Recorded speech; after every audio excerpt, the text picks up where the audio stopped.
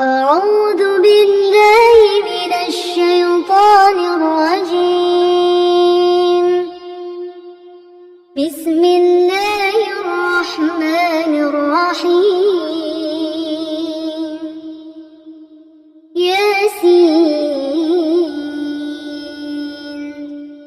والقرآن الحكيم. إنك لمن المرسلين على صراط مستقيم. تنزيل العزيز الرحيم. لتنذر قوما ما أنذر آباؤهم فهم غافلون. لقد حق القول على أكثرهم فهم لا يؤمنون. إنا جعلنا في أعناقهم أغلالا فهي إلى الأذقان فهم مقمحون. وجعلنا من بين أيديهم سدا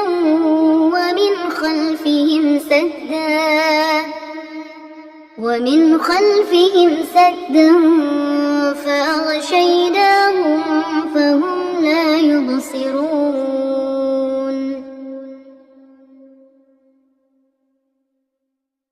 وسواء عليهم أأنذرتهم أم لم تنذرهم لا يؤمنون. إنما تنذر من اتبع الذكرى خشي الرحمن بالغيب فبشره بمغفرة وأجر كريم. إنا نحن نحيي الموتى ونكتب ما قدموا وآثارهم وكل شيء أحصيناه في إمام مبين. واضرب لهم مثلا أصحاب القرية إذ جاءها المرسلون إذ أرسلنا إليهم اثنين فكذبوهما فعززنا بثالث فقالوا إنا إليكم مرسلون. قالوا ما أنتم إلا بشر مثلنا وما أنزل الرحمن من شيء إن أنتم إلا تكذبون. قالوا ربنا يعلم إنا إليكم لمرسلون وما علينا إلا البلاغ المبين. قالوا إنا تطيرنا بكم لئن لم تنتهوا لنرجمنكم وليمسنكم منا عذاب أليم. قالوا طائركم معكم أئن ذكرتم بل أنتم قوم مسرفون. وجاء من أقصى المدينة رجل يسعى قال يا قوم اتبعوا المرسلين اتبعوا من لا يسألكم أجرا وهم مهتدون وما لي لا أعبد الذي فطرني وإليه ترجعون أأتخذ من دونه آلهة إن يردني الرحمن بضر لا تغن عني شفاعتهم شيئا ولا ينقذون إني إذا لفي ضلال مبين إني آمنت بربكم فاسمعون قيل ادخل الجنة قال يا ليت قومي يعلمون بما غفر لي ربي وجعلني من المكرمين وما أنزلنا على قومه من بعده من جند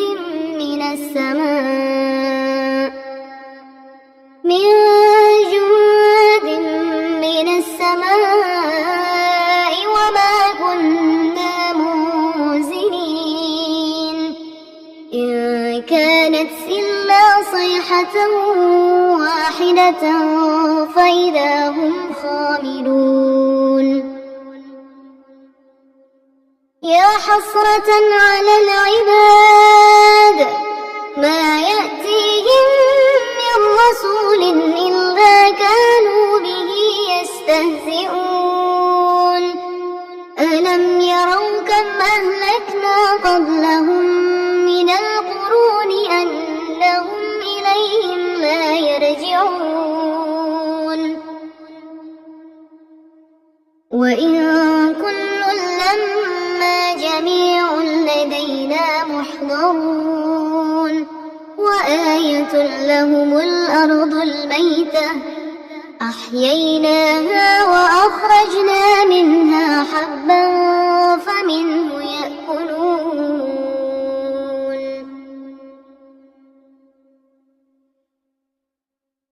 وجعلنا فيها جنات من نخيل وأعناب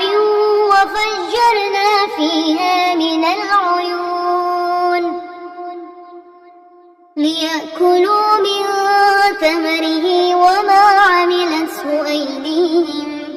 أفلا يشكرون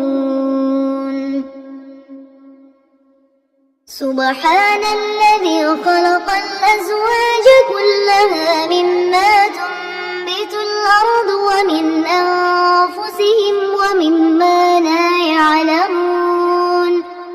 وآية لهم الليل نسلخ منه النهار فإذا هم مظلمون والشمس تجري لمستقر لها ذلك تقدير العزيز العليم والقمر قدرناه منازل حتى عاد كالعرجون القديم لا الشمس ينبغي لها أن تدرك القمر ولا الليل سابق النهار وكل في فلك يسبحون وآية لهم أنا حملنا ذريتهم في الفلك المشحون وخلقنا لهم من مثله ما يركبون وإن نشأ نغرقهم فلا صريخ لهم ولا هم ينقذون إلا رحمة منا ومتاعا إلى حين وإذا قيل لهم اتقوا ما بين أيديكم وما خلفكم لعلكم ترحمون وما تأتيهم من آية من آيات ربهم إلا كانوا عنها معرضين وإذا قيل لهم أنفقوا مما رزقكم الله قال الذين كفروا للذين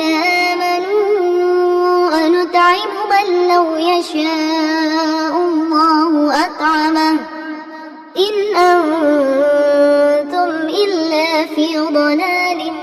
مبين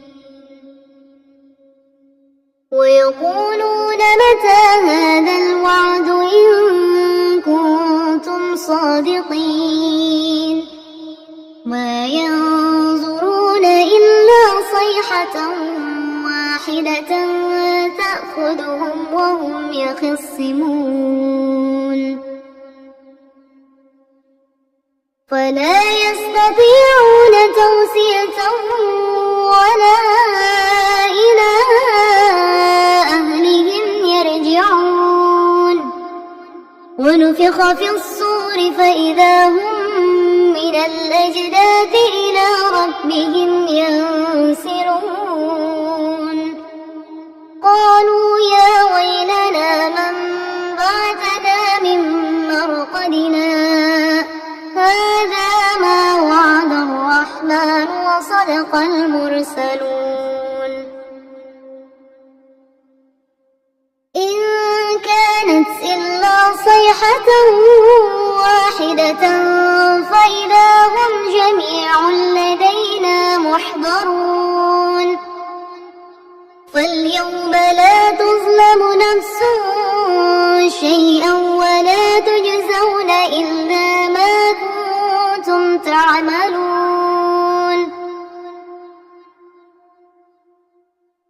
إن أصحاب الجنة اليوم في شغل فاكهون هم وأزواجهم في ظلال على الأرائك متكئون لهم فيها فاكهة ولهم ما يدعون سلام قولا من رب رحيم وامتازوا اليوم أيها المجرمون ألم أعهد إليكم يا بني آدم ألا تعبدوا الشيطان إنه لكم عدو مبين وأن اعبدوني هذا صراط مستقيم ولقد أضل منكم جبلا كثيرا أفلم تكونوا تعقلون هذه جهنم التي كنتم توعدون اصلوها اليوم بما كنتم تكفرون اليوم نختم على أفواههم وتكلمنا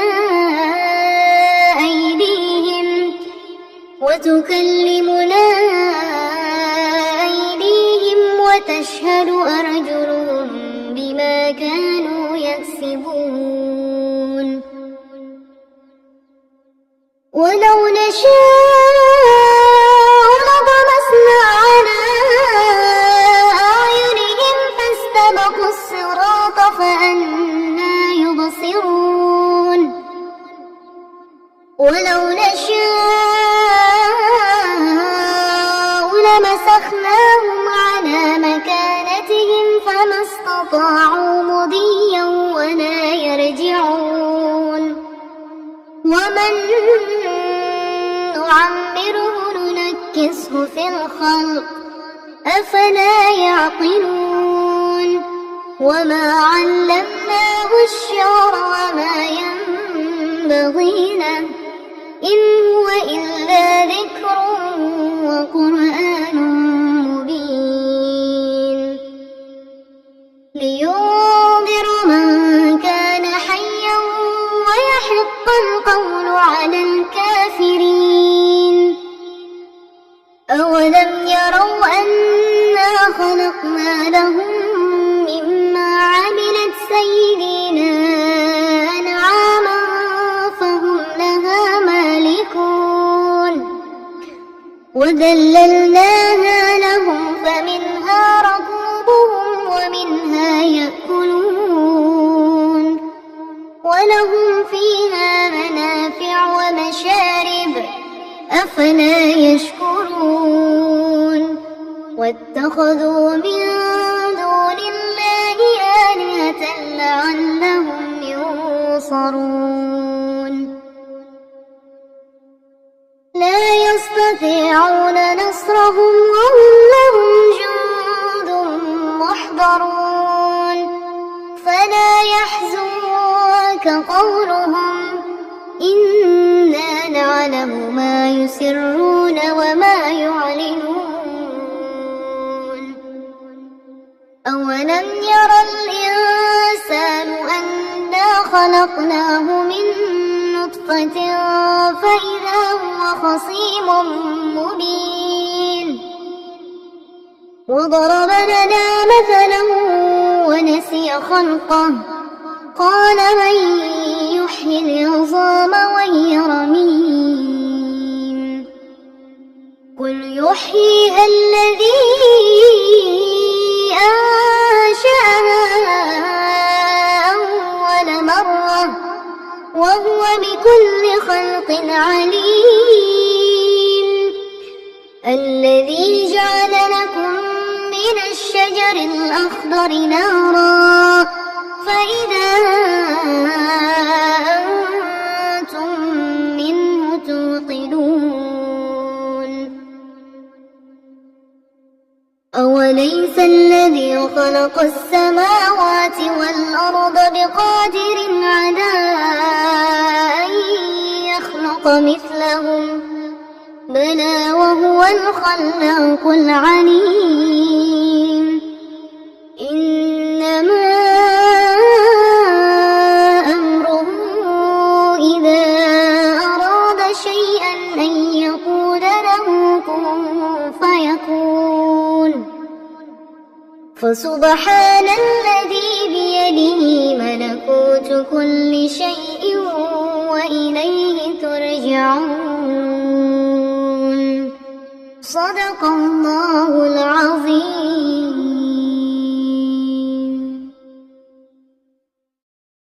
أعوذ بالله من الشيطان الرجيم بسم الله الرحمن الرحيم يا أيها المزمل قم الليل إلا قليلا نصفه أو انقص منه قليلا أو زد عليه ورتل القرآن ترتيلا إنا سنلقي عليك قولا ثقيلا إن ناشئة الليل هي أشد وطئا وأقوم قيلا إن لك في النهار سبحا طويلا واذكر اسم ربك وتبتل إليه تبتيلا رب المشرق والمغرب لا إله إلا هو فاتخذه وكيلا واصبر على ما يقولون واهجرهم هجرا جميلا وذرني والمكذبين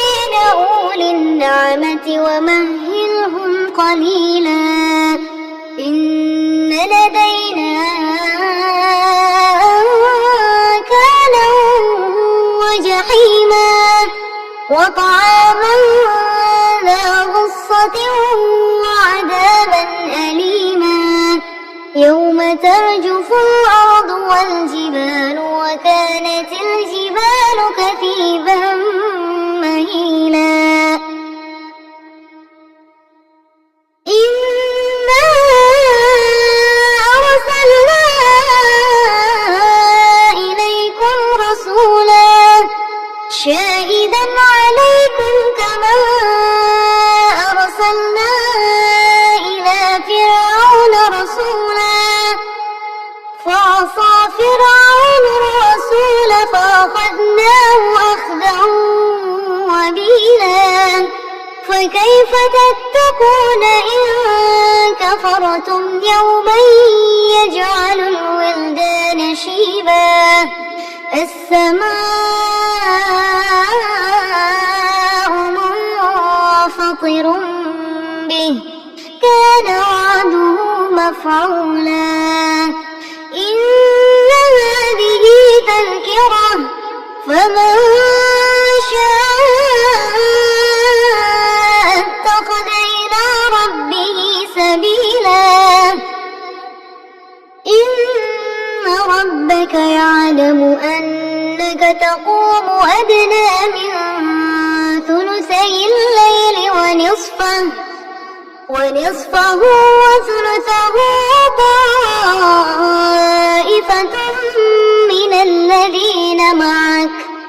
والله يقدر الليل والنهار علم أن لن تحصوه فتاب عليكم فاقرؤوا ما تيسر من القرآن علم أن سيكون منكم مرضى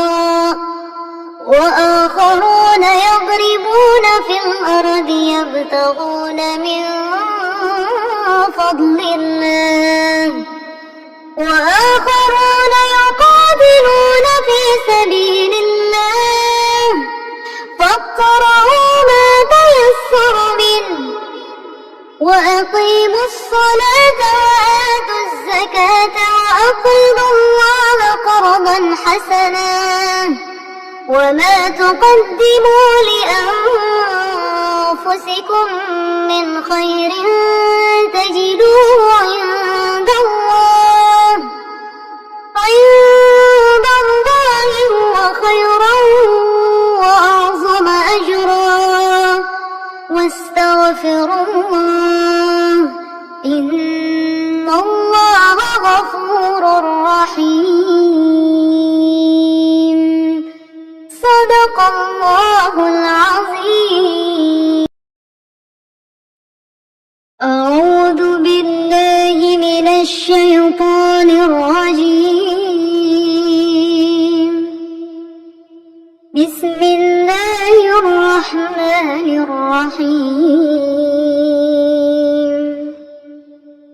الرحمن علم القرآن خلق الإنسان علمه البيان الشمس والقمر بحسبان والنجم والشجر يسجدان والسماء رفعها ووضع الميزان ألا تطغوا في الميزان وأقيموا الوزن بالقسط ولا تخسروا الميزان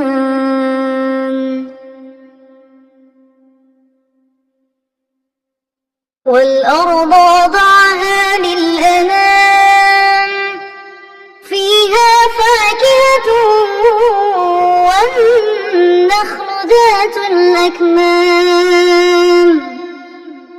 والحب ذو العصف والريحان فبأي آلاء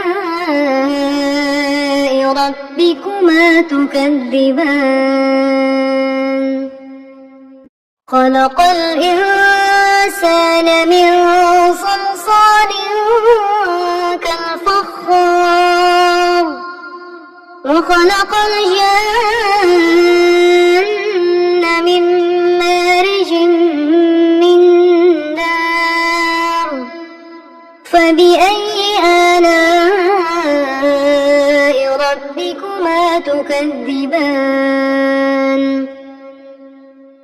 رب المشرقين ورب المغربين فبأي آلاء ربكما تكذبان مرج البحرين يلتقيان بينهما برزخ لا يبغيان فبأي آلاء ربكما تكذبان يخرج منهما اللؤلؤ والمرجان فبأي آلاء ربكما تكذبان وله الجوار المنشآت في البحر كالأعلام فبأي آلاء ربكما تكذبان كل من عليها فان ويبقى وجه ربك ذو الجلال والإكرام فبأي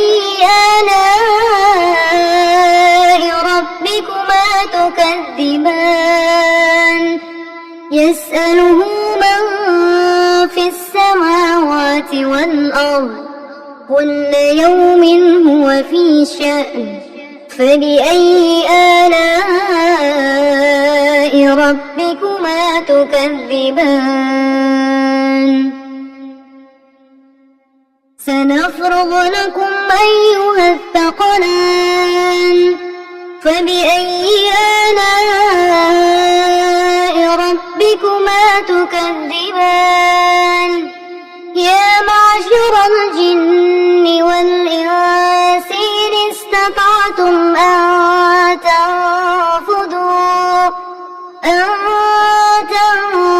تنفذوا من أقطار السماوات والأرض فانفذوا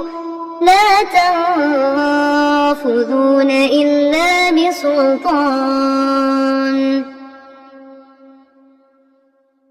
فبأي آلاء ربكما تكذبان يرسل عليكما شواظ من نار ونحاس فلا تنتصران فبأي آلاء ربكما تكذبان فإذا انشقت السماء فكانت وردة كالدهان فبأي آلاء ربكما تكذبان فيومئذ لا يسأل عن ذنبه إنس ولا جان فبأي آلاء ربكما تكذبان يعرف المجرمون بسيماهم فيؤخذ بالنواصي والأقدام فبأي آلاء ربكما تكذبان هذه جهنم التي يكذب بها المجرمون يطوفون بينها وبين حميم آن فبأي آلاء ربكما تكذبان ولمن خاف مقام ربه جنتان فبأي آلاء ربكما تكذبان ذواتا أفنان فبأي آلاء ربكما تكذبان فيهما عينان تجريان فبأي آلاء ربكما تكذبان فيهما من كل فاكهة زوجان فبأي آلاء ربكما تكذبان متكئين على فرش بطائنها من استبرق وجنى الجنتين دان فبأي آلاء ربكما تكذبان فيهن قاصرات الطرف لم يطمثهن إنس قبلهم ولا جان فبأي آلاء ربكما تكذبان كأنهن الياقوت والمرجان فبأي آلاء ربكما تكذبان هل جزاء الإحسان إلا الإحسان فبأي آلاء ربكما تكذبان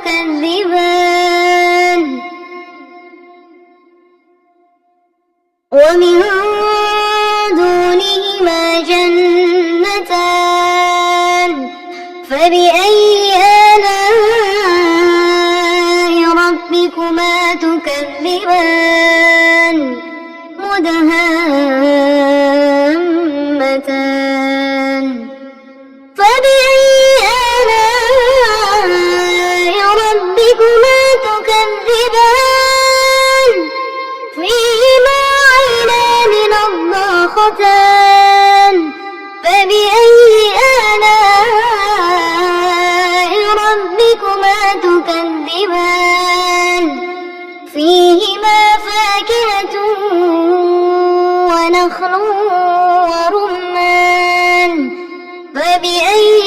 آلاء ربكما تكذبان فيهن خيرات حسان فبأي آلاء ربكما تكذبان حور مقصورات في الخيام فبأي آلاء ربكما تكذبان لم يطمثهن إنس قبلهم ولا جان فبأي آلاء ربكما تكذبان متكئين على رفرف خضر وعبقري حسان فبأي آلاء ربكما تكذبان تبارك اسم ربك ذي الجلال والإكرام صدق الله العظيم الله لا إله إلا هو الحي القيوم لا تأخذه سنة ولا نوم له ما في السماوات وما في الأرض من ذا الذي يشفع عنده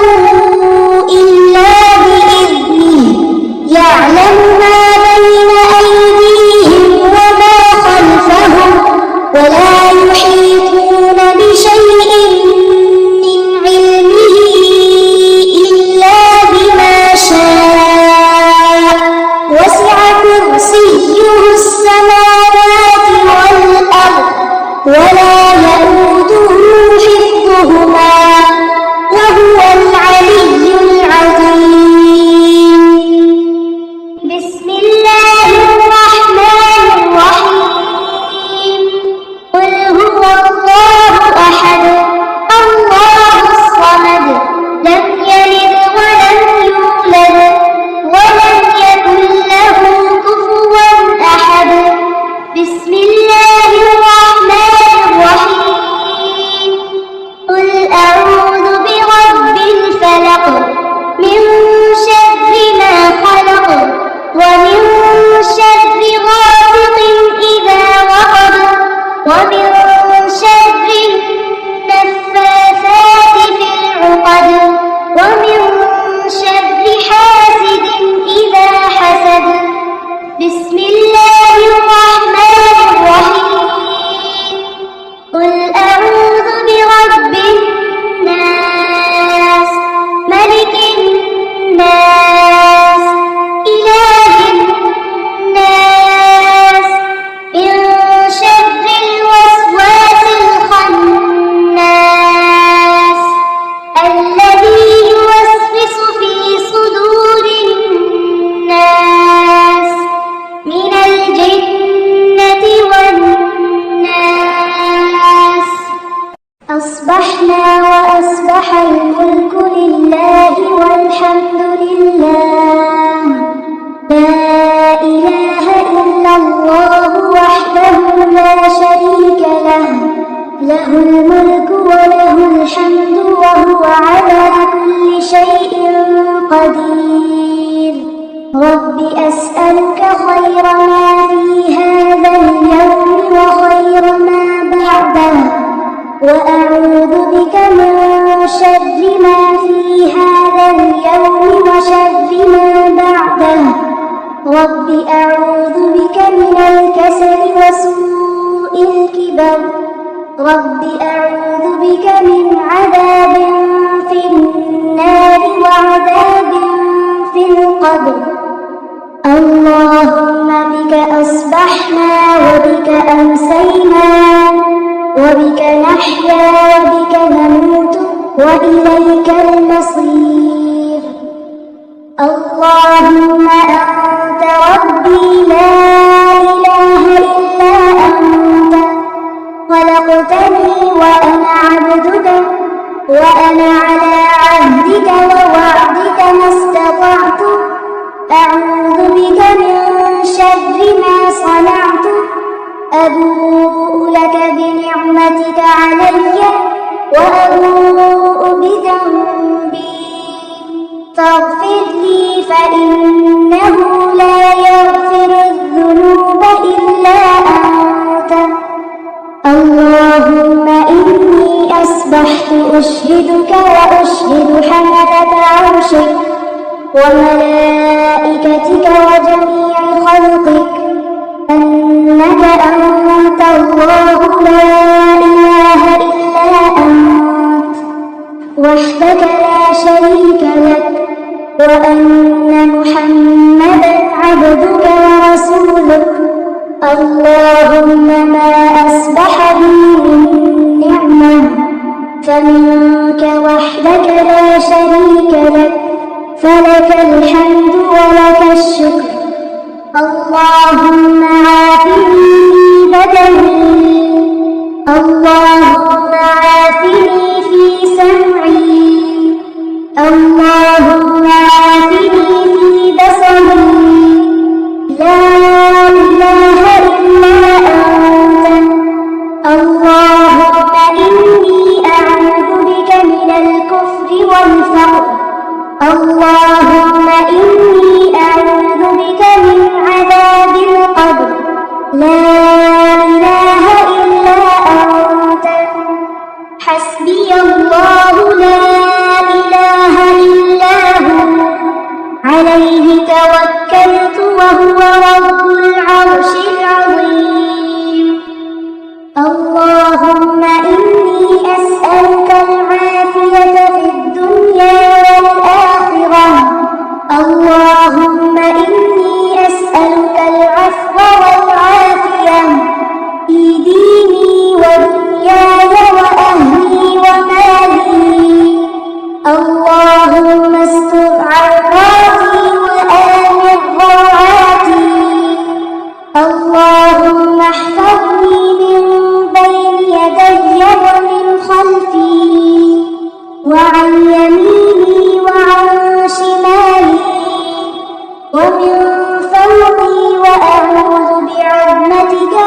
الأغتال من تحتي.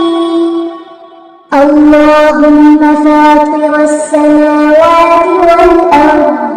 عالم الغيب والشهادة لا إله إلا أنت رب كل شيء ومليكه أعوذ بك من شر نفسي ومن شر الشيطان وشركه وأن أقترف على نفسي سوءا أو أجره إلى مسلم. بسم الله الذي لا يضر مع اسمه شيء في الأرض ولا في السماء وهو السميع العليم. رضيت بالله ربا وبالإسلام دينا وبمحمد نبيا. سبحان الله وبحمده عدد خلقه ورضا نفسه وزنة عرشه ومداد كلماته. يا حي يا قيوم برحمتك أستغيث فأصلح لي شأني كله ولا تكلني إلى نفسي طرفة عين. لا إله إلا الله وحده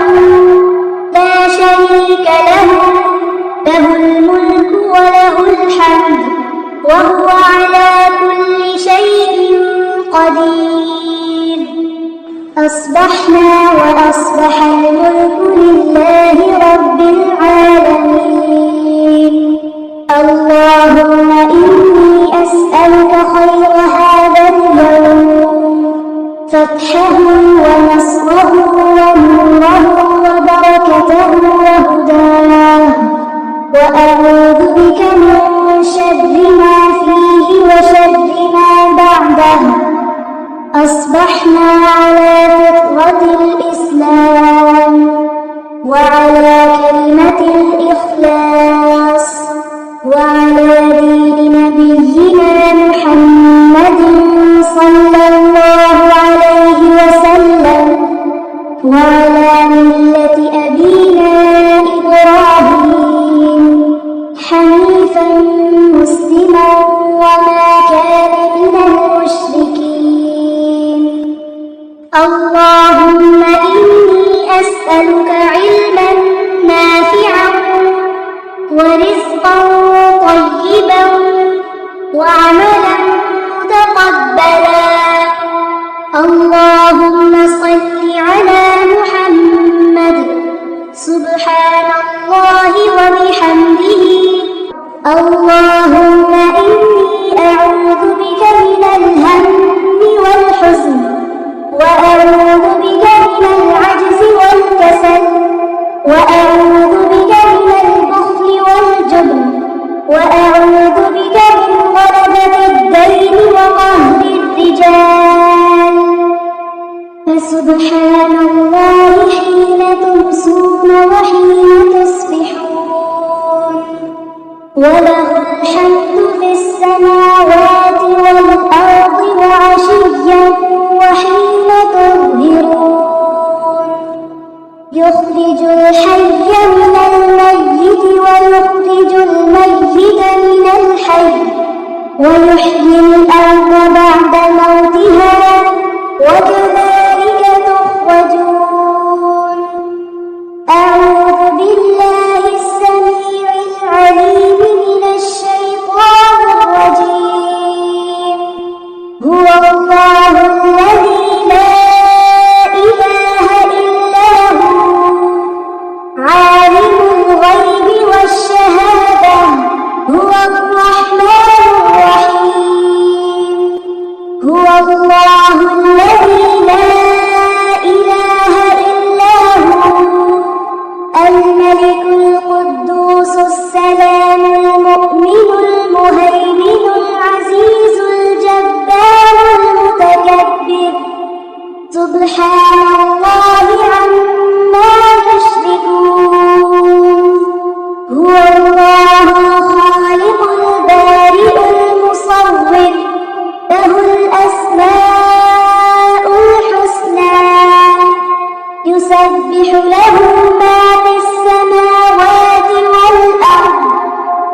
العزيز الحكيم. اللهم أجرني من النار. سمع سامع بحمده